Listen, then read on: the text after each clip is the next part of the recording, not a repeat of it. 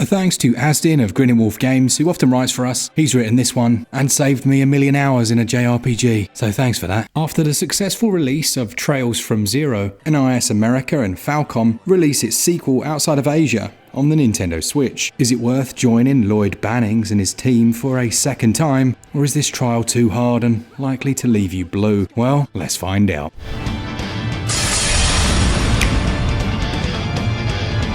Sometime after the events of Trails from Zero, the Special Support Section, or the SSS for short, find themselves with new members and new duties. However, rising tensions in the city of Crossbell, along with the pressure from two neighbouring political powers, threaten both the integrity of their team and the safety of their home. Lloyd Bannings and his team have made a name for themselves after the heroic actions that we saw in Zero. And it has to be noted, it's notable in and of itself that they're releasing a sequel that fleshes out the world and these characters, allowing us to learn more about them and concluding that series.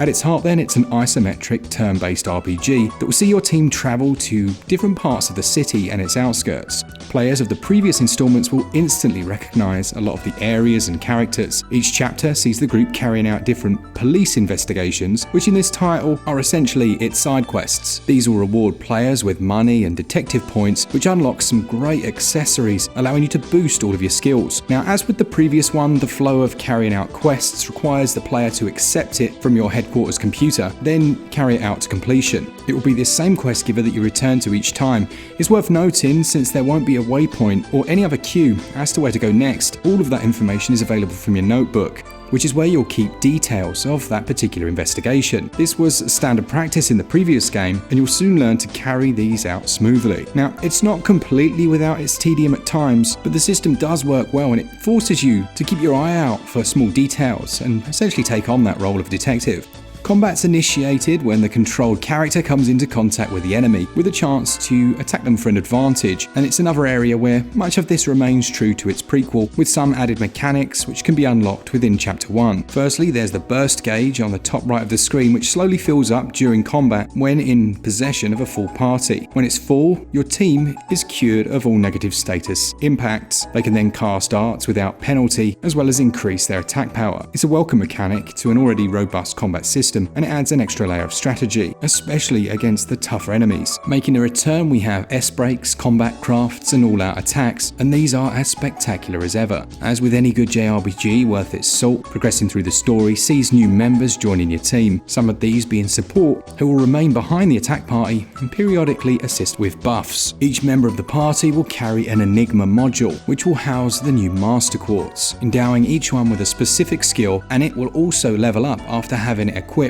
during certain battles and offers some stat increases. The arts and crafts system make a return as well, with arts being magic spells that require one turn to cast, and you can fiddle with these and toggle in different quartz, paying attention to the affinities of specific characters. It certainly pays to take notice of each character's affinities and tailor your spells accordingly. The posse have access to a car at their disposal this time, making traversal outside of the city walls a lot smoother. All of the quality of life improvements seen in the previous game are well and present, with my particular favourite being the speed up function. What's more, if you happen to have completed save data from Zero, you'll be able to load it at the beginning of your playthrough, causing certain in-game events to change slightly. It's a clever implementation, and it makes sense that this feature was added, being that it very much feels like more of the same, and that's not a negative.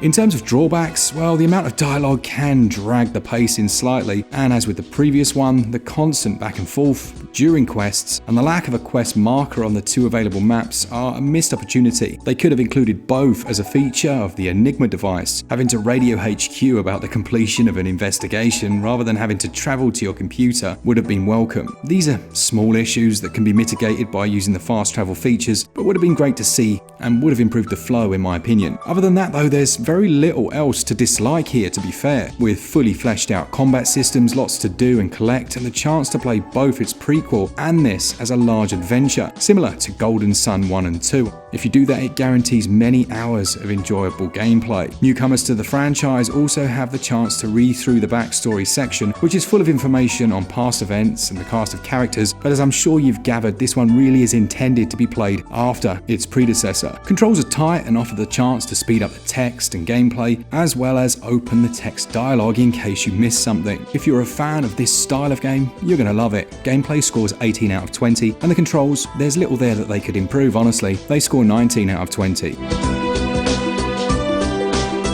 Visually, it's had a slight uplift from its PSP origins, with sharpened visuals, a high resolution. It still retains the elements of that original feel with the assets, but these also seem to have had a slight facelift, most notably the chibi-esque porcelain characters. There are some anime cutscenes that add to the dramatization, as well as the polish of the game, with portraits of each character appearing on the screen during special attacks being a personal favourite of mine. To some, it might seem a tad old-fashioned now, but I love this visual style, and it's survived the test of time in my opinion. It's not all perfect, with some assets retaining a slightly cubic-edged form, shall we say, but again, in many ways, that's what makes it charming, especially if we consider the amount of detail poured into them. The soundtrack is full of an eclectic mix of songs, including rock and jazz, which go to great lengths to dress up the mood of each scenario. Purists will be happy to know that there's Japanese voice acting, which certainly helps to evoke the emotions slightly better, and the font size is decent, and I didn't encounter any crashes or noticeable frame drops during my playthrough. I'd give the visuals 18 out of 20, and the audio also scores 18 out of 20. For value then, well, it costs £35.99 or your regional equivalent and will require 5.5 gigs of space. There are a couple of physical versions available, with the limited edition that includes an art book and the soundtrack available from the NIS online store. Yes, it is a port of a 13-year-old game, albeit with some quality of life improvements and some polish. And as with its prequel, there's a great game here with a lot to do and discover, and fans who have completed Zero will surely have already considered grabbing this one up. If you're a newcomer to the series, it's a good opportunity to jump in, but a reduction of about £5 really would have sweetened the deal. For me though, still, value scores 16 out of 20. It's a great game.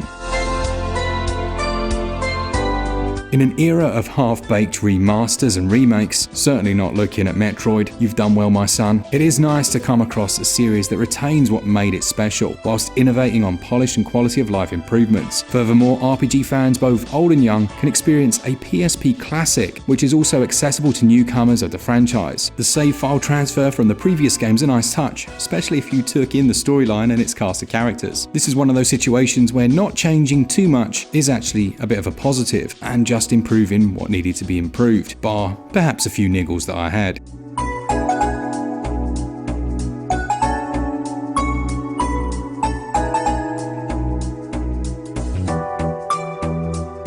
Legend of Heroes Trails to Azure gets a SwitchUp score of 89%. A thanks to Asdin for that one, on 2 levels. On 1, you played a huge RPG that I didn't have the time for, and 2, you absolutely nailed it, so nice one mate. Thanks to all of you that enjoy the content. If you want to save 5% on any games, for the month of, what are we in, March, then use code SwitchUp over at switchup.gg while it lasts, because it's more than likely going to be gone again at the end of the month. Thanks to our members and our Patreons, and as always for all things Switch, all the time, keep it Switch up. Cheers guys, see ya!